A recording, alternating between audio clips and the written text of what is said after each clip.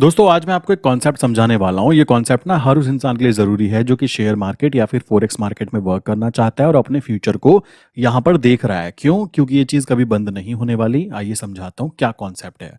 आप लोगों ने हमेशा सोचा होगा कि भाई मैं कोई चीज़ खरीद रहा हूँ, लाइक मान लीजिए आप बाय कर रहे हो किसी चीज़ को, तो एक दूर बैठे इंसान ने आपको वो चीज़ बेची होगी, तभी तो कह सकते हो कि आपका ऑर्डर कंप्लीट हुआ।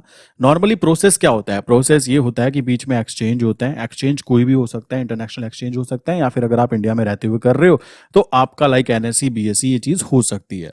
आपने अपने घर पे बैठकर एक ऑर्डर डाला अपने लैपटॉप के थ्रू, वो ऑर्डर जाता है एक्सचेंज के पास।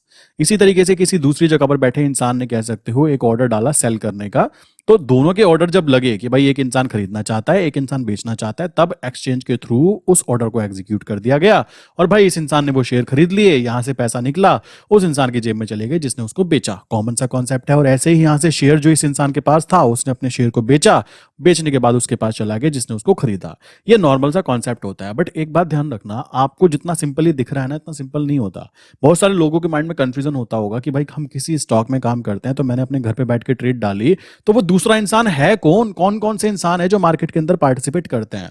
मैं आपको कुछ चीजें एक्सप्लेन करता हूं। ये दोनों चीजों पे इंप्लीमेंट होती है, इंडियन मार्केट के ऊपर भी और फॉरेक्स मार्केट के ऊपर भी। स्पेशली फॉरेक्स की बात करें तो फॉरेक्स में तो ऐसा होता है कि हम इंडिया में बैठे हैं, हमने यहां से ऑर्डर डाला।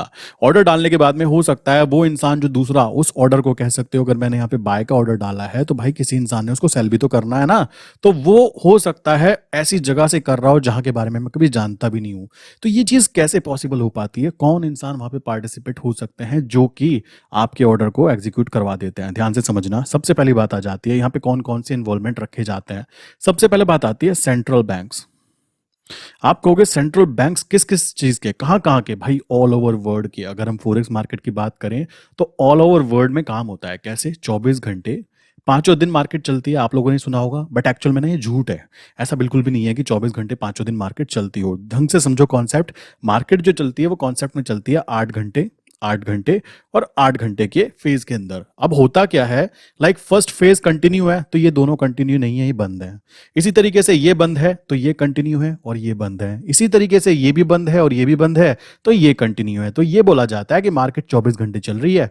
कोई ना कोई सेशन चलता रहता है, नॉर्मल सी बात आती है। इस तरीके से काम किया जाता है और सेशन वाइज कह सकते हो मार्केट चलती है। अब आप एक चीज फोकस करो, क्या ये सेंट्रल बैंक केवल एक ही देश का होगा? जी नहीं। यहाँ पर जिस भी देश को इन्वेस्टमेंट करनी है, हो सकता है वो अपनी पर्टिकुलर करेंसी के अंदर इन्वेस्टमेंट कर रहा हो और हो सकता है वो दूसरे देश की करेंसी के अंदर इन्वेस्टमेंट कर रहा हो। ठीक, तो पहला यहाँ पे पार्टिसिपेंट जो हो सकता है वो कौन सा हुआ? सेंट्रल बैंक की बात की जा रही है। उसके साथ में बैंक्स के अंदर बात करें तो कॉमर्शियल बैंक भी आ जाते हैं उसके साथ में। यहाँ पे कह सकते हो लाइक कॉमर्शियल बैंक की मैं बात करूं तो ये कैसे काम करता है? ये बेसिकली दो तरीके से कब वर्क करते हैं। या तो वो हेज करेंगे अपनी पोजिशंस को, या फिर वो उस पर्टिकुलर देश के साथ में व्यापार कर रहे हैं, इस हिसाब से उन्होंने वहां पे ट्रेड्स लिए हैं और उसको लाइक बैलेंस करने के लिए करेंसी के अंदर ट्रेड डालना जरूरी हो जाता है। चीज मैं आगे आपको बताऊंगा कि हेजिंग पोजीशंस कैसे क्रिएट करते हैं बैंक्स भी, जिन पोजीशंस के अंदर हम लोग भी एंट्री कर सकते हैं। कैसे? मान लीजिए कोई बड़ा यहाँ पे इवेंट आता है, देन उसके साथ में ये चीजें की जाती हैं। तो कॉमर्शियल बैंक्स की बात आ गई। देन उसके बाद में यहाँ पे ध्यान रखने वाली बात है, कुछ इन्वेस्टमेंट बैंक्स होते हैं जो कि जिनका नाम ही इन्वेस्टमेंट बैंक है, तो कॉमन सी बात है वो देश की करेंसीज के अंदर इन्वेस्टमेंट करने की कोशिश करते हैं और वहां से रिटर्न जनरेट करने की कोशिश करते हैं।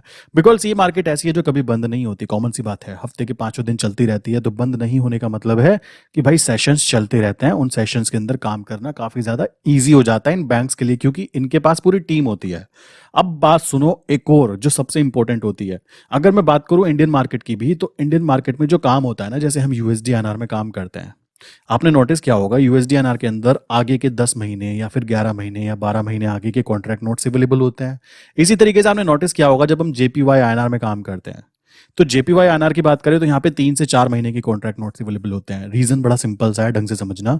हमारे यहाँ से जो काम किया जाता है ना, वो किया जाता है हेजिंग पर्पज के लिए। हेजिंग पर्पज के लिए लाइक हेज फंड्स के थ्रू। कैसे? ढंग से समझना कि भाई वो अपनी पोजीशंस को बांध देना चाहते हैं। जैसे कि मान लो मैं यहाँ पे कोई व्यापार कर रहा हूँ अमेरिका के साथ, और मेरा यहाँ पे बहुत लंबा लंबा काम होता है कि भाई वहां से मुझे एक ऑर्डर मिला और उस ऑर्डर का टाइम फ्रेम है कि भाई मुझे 10 महीने के बाद ये ऑर्डर जो है डिलीवर करना है वहां पर।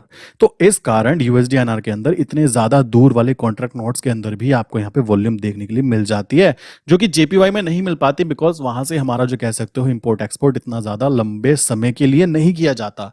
समझ रहे हो? इतने लंबे लंबे लाइक प्रोडक्शन नहीं किए जाते। तो ये कारण हो जाता है, और इस कारण हेज फंड्स के थ्रू ये चीज़ें की जाती हैं कि भाई कोई भी अगर यहाँ पे बिजनेसमैन है तो वो इस पर्टिकुलर स्ट्रैटेजी को यूज़ करता है। और ये रही बैंकों की बातें, तो भाई कॉमर्शियल बैंक या सेंट्रल बैंक्स की बात करें, मैं आपको बताना चाहता हूँ एसबीआई जो है, खुद एसबीआई के अंदर इन्वेस्टमेंट की जाती है डॉलर के अंदर, तो वो भी अपनी करेंसी को मजबूत रखने के लिए हेज की जाती है और डिफरेंट डिफरेंट पोजिशंस क्रिएट करने की कोशिश करते हैं वो लोग भी। देन उसके बाद में आ जाते हैं हम लोग, यहां पे बोल सकते हो रिटेल फोरेक्स ट्रेडर। ठीक है, रिटेल फोरेक्स ट्रेडर्स की बात करें तो भाई इनकी बात की जाती है, तो ये लोग क्या करते हैं, ये यहाँ पे बाय किया, यहाँ पे सेल किया, और बीच में से कह सकते हो स्पेकुलेटिव इनकम, लाइक कुछ समय में क्रिएट की जाने वाली इनकम वो जनरेट करने की कोशिश करते हैं हम लोग। हमारा मेन फोकस यहाँ पे कोई हैजिंग करना नहीं होता, बिकॉज हमें तो ट्रेड करनी है, प्रॉफिट गेन करना है, और ये लोग यहाँ पे एक्टिवेट काफी ज्यादा हो जाते हैं। रीजन बड़ा सिंपल सा है, ये लोग ज्यादा ट्रेड करते हैं। उन लोगों की बात की जाए तो वो इन्वेस्टमेंट पर्पज से या फिर हैजिंग पर्पज से या फिर लॉन्ग टर्म ट्रेड्स लेने की कोशिश करते हैं, क्योंकि इनके पास फंड बहुत ही ज्यादा होता है। सो डेली डेली तो ट्रेड वहां पे नहीं डाली जाएगी ना, कॉमन सा कॉन्सेप्ट इंप्लीमेंट होता है। उसके बाद बात आ जाती है कुछ यहाँ पे फॉरेन एक्सचेंज कंपनीज होती हैं, जो कि क्या करती है, मान लीजिए बिजनेस हो रहा है किसी दो कंपनी के बीच में, तो वो वहां पर उनको सेटलमेंट के लिए, लाइक कह सकते हो कि उनकी जिस पर्टिकुलर देश के अंदर इन्वेस्टमेंट है उसकी करेंसी के साथ में गेम प्ले करते हैं अपने इन्वेस्टमेंट को न्यूट्रल करने के लिए, कि भाई हमारा अगर नुकसान होने वाला है करेंसी के कारण तो हम दूसरी जगह से उसमें प्रॉफिट गेन कर लें। ये सारी हैजिंग स्ट्रेटजी ही काउंट होती है, जो कि बोल सकते हो बैंक के थ्रू की जाती है और यहाँ पे कंपनीज बनाकर की जाती है। देन उसके बाद में एंट्री हो जाती है एक और चीज की, जिसको हम बोल सकते हैं जो गवर्नमेंट है। ठीक, आप बोलेंगे गवर्नमेंट भी काम करने लगी क्या भाई? जी हाँ, गवर्नमेंट भी क्या करने लगी है, गवर्नमेंट भी यहाँ पर काम करती है फॉरेन एक्सचेंज के थ्रू। बोल सकते हो बहुत सारे ऐसे ऐसे ऑर्गेनाइजेशंस कह सकते हो, जैसे इंटरनेशनल ऑर्गेनाइजेशन की मैं बात करूं, मुझे जो याद है उसकी बात करें आईएमएफ की। आईएमएफ जो होता है कह सकते हो ये पूरा का पूरा सिस्टम संभालता है, इंटरनेशनल मॉनेटरी फंड इसको बोलते हैं। इसी तरीके से बोल सकते हो वर्ल्ड बैंक। तो ये लोग भी करते क्या है, ये लोग भी इन्वेस्टमेंट करते हैं किस चीज के लिए, दो पर्टिकुलर इनके रीजंस होते हैं, ढंग से समझना। सबसे पहली बात बोल सकते हो, पहली चीज अगर मैं बोलूं किस लिए काम करेंगे, ये काम करेंगे यहाँ पर बेसिकली अपनी कह सकते हो हैजिंग करने के लिए, जिनको हम हैजर्स भी बोलते हैं आई थिंक। ठीक, पहला पॉइंट हुआ। दूसरी चीज बात आ जाती है इसी के साथ में, कुछ ऐसे होते हैं जिनको मैं बोल सकता हूं कि स्पेकुलेटर्स होते हैं, जो लोग क्या करते हैं कुछ समय के लिए इन्वेस्टमेंट करते हैं, उसके बाद में तुरंत वहां पे प्रॉफिट उनको दिखाई दिया वो तो निकल जाते हैं। क्यों? उनके पास में न्यूज होती है किस चीज की, कि इस पर्टिकुलर कंट्री के अंदर कुछ प्रॉब्लम्स आने वाली हैं, तो वो क्या करेंगे उस पर्टिकुलर करेंसी को सेल कर देंगे, या किसी पर्टिकुलर कंपनी सॉरी देश के बारे में, किसी देश के अंदर पता लगा उनको प्रॉब्लम आने वाली है तो उस पर्टिकुलर करेंसी को सेल करेंगे। इसी तरीके से अगर उनको पता लगा किसी देश के अंदर अच्छी कोई चीज होने वाली है, देन पर्टिकुलर उस करेंसी को बाय करने की कोशिश करेंगे। तो इनको यहाँ पे स्पेकुलेटर बोला जा सकता है, जो कि यही लोग सारे के सारे इन्वॉल्वमेंट रखते हैं। सो आई विश कि जो भी इंसान लाइक काम करना चाहता है फोरेक्स के अंदर, उसको ये चीज क्लियर हो गई होगी। इसी तरीके से इंडियन मार्केट में जब काम करते हैं ना, तो यहाँ पे भी बैंक्स होते हैं कॉमर्शियल या फिर कह सकते हो सेंट्रल बैंक्स, यहाँ पे इन्वेस्टमेंट करते हैं फोरेक्स के अंदर। फोरेक्स जो इंडिया में अलाउ है उसके अंदर भी, और ध्यान रखना ये जो इंटरनेशनल फोरेक्स होता है ना, इसको भी अलाउ किया गया है कुछ इंस्टीट्यूशंस के थ्रू हमारे इंडिया के अंदर, जिनको परमिशन दे दी जाती है, उनकी बात हो रही है। देन उसके बाद में बात करें तो यहाँ पर भी इंडिया में भी हम इसको यूज करते हैं, लाइक जैसे यूएसडीआईएनआर है उसको हम यूज करते हैं हेज फंड्स के थ्रू।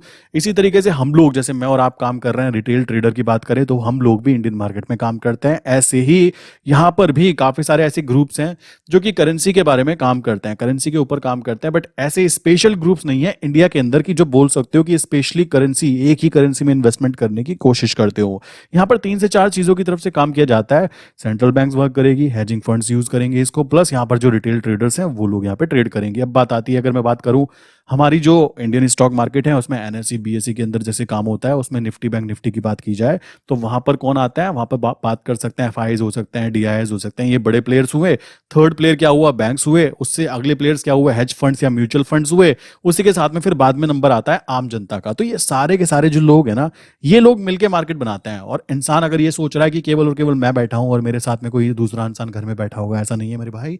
यहाँ पे बहुत सारे प्लेयर्स हैं। तो आपको ये बात समझनी है कि यहां पर ना, मैं जो चीज असली बताने वाला था वो समझो जी। जितने भी लोग निकले सेंट्रल बैंक निकले, कॉमर्शियल बैंक्स निकले, इन्वेस्टमेंट बैंक्स निकले, या फिर हेज फंड्स निकले, या बोल सकते हो रिटेल फॉरेक्स ट्रेडर्स निकले, या फिर नॉन बैंकिंग जैसे कि फॉरेक्स एक्सचेंज कंपनीज होती हैं उनकी बात करें वो निकले, या गवर्नमेंट इंटरनेशनल कह सकते हो ऑर्गेनाइजेशन जैसे आईएमएफ हो गया या फिर वर्ल्ड बैंक हो गया, ये सारे के सारे जो भी हैं, इनमें से केवल एक ही इंसान ऐसा है जिसके पास ज्यादा इंस्टीट्यूशनल लेवल की नॉलेज नहीं होती, जिसको मैं बोल सकता हूं वो कौन है?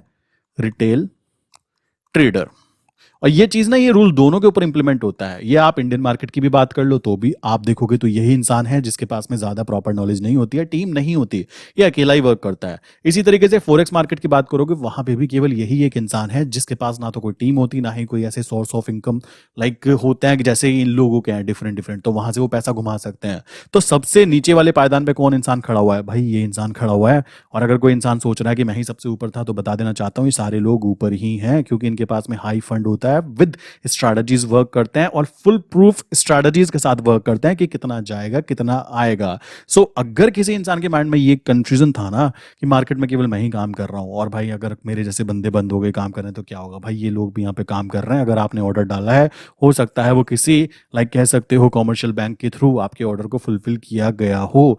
सो ये बात दिमाग में रख लेना। अगर आपसे कभी भी जिंदगी में कोई इंसान पूछे शेयर मार्केट में कौन कौन लोग काम करते हैं, भाई ये वीडियो अगर आपने देखी है ना तो खुला उनके मुंह पर बोलना कि यही चीजें होती हैं। ऐसी फॉरेक्स मार्केट में भाई कौन काम करता है, आप क्लियरली वहां पे बता सकते हो, और आप केवल वहां पे एक छोटा सा हिस्सा हो कि मैं भी यहाँ पर प्रॉफिट गेन करना चाहता हूँ। जैसे कि हमें पता ही है, अगर हम ट्रेंड के साथ काम करते हैं तो बहुत ही इजीली प्रॉफिट गेन हो जाता है। रीजन बड़ा सिंपल सा है, ट्रेंड आप लोग डिसाइड नहीं कर रहे हो भाई, ट्रेंड ये लोग डिसाइड कर रहे हैं, ये लोग प्ले कर रहे हैं गेम को।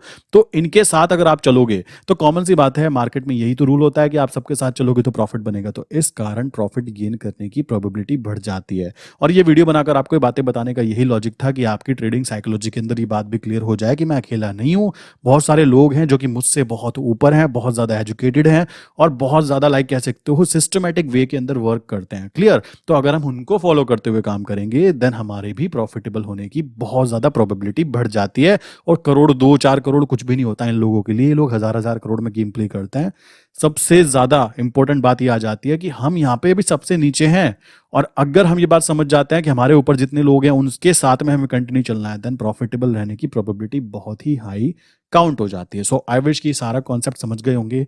एंड एक और बात बता देना चाहता हूँ, मेरा चैनल है एजुकेशनल चैनल। मेरे चैनल पे चाहे मुझे दिन के 100 व्यूज आए, मुझे कोई फर्क नहीं पड़ता। क्यों नहीं पड़ता? क्योंकि अगर उन 100 लोगों में से 2 लोगों की लाइफ के ऊपर भी मैंने कुछ इंपैक्ट डाल दिया, ये बात समझ में आ गई उनको, देन डेफिनेटली वो कुछ ना कुछ समझ जाएंगे कि करना क्या है। अदरवाइज यहाँ पर मैं काफी सारी एनिमेटेड चीजें भी ऐड कर सकता हूँ, बट आई डोंट थिंक मुझे उसकी जरूरत है, क्योंकि मेरा मेन वर्क है अपनी नॉलेज को आप लोगों के साथ ट्रांसफॉर्म करना, ये बातें आपको एक्सप्लेन करना। आई विश ये कॉन्सेप्ट आप समझ रहे होंगे। एंड अगर आपको वीडियो पसंद आई हो तो वीडियो को प्लीज लाइक कर देना। कोई अच्छा सा कमेंट माइंड में आया हो तो नीचे कमेंट कर सकते हो। एंड किसी को कोई भी क्वेश्चन बचा अगर फिर भी, तो भी आप क्या कर सकते हो, 9837482890 एंड 8077521043, ये दोनों नंबर में से आप किसी भी नंबर पे हाई करके मैसेज कर सकते हो। अगर आपको forex market related international market की बात कर रहा हूँ और इंडियन मार्केट दोनों, उनमें से कोई भी किसी के रिलेटेड कोई क्वेश्चन है कि करना चाहिए नहीं करना चाहिए, देन आप इजीली मैसेज करके पूछ सकते हो। प्लस आप मेरे डिस्कॉर्ड सर्वर पे ज्वाइन हो सकते हो जिसकी लिंक मैंने डिस्क्रिप्शन में दी है। और इंडिया में जो लीगल फॉरेक्स ब्रोकर्स होते हैं, बात की जाए जहाँ पे हम करेंसी ट्रेडिंग कर सकते हैं, उनकी लिस्ट मैंने नीचे कमेंट बॉक्स के अंदर पिन कर दी है, या फिर डिस्क्रिप्शन में ही मैंने पूरे बेस्ट जो ब्रोकर्स हैं टॉप, उन ब्रोकर्स की लिस्ट दी है। आप चाहो तो जाकर चेक कर सकते हो कि आपको किस पर्टिकुलर ब्रोकर में काम करना चाहिए। तो इसी के साथ आज की वीडियो बंद करते हैं, मिलते हैं नेक्स्ट इंपॉर्टेंट वीडियो के अंदर।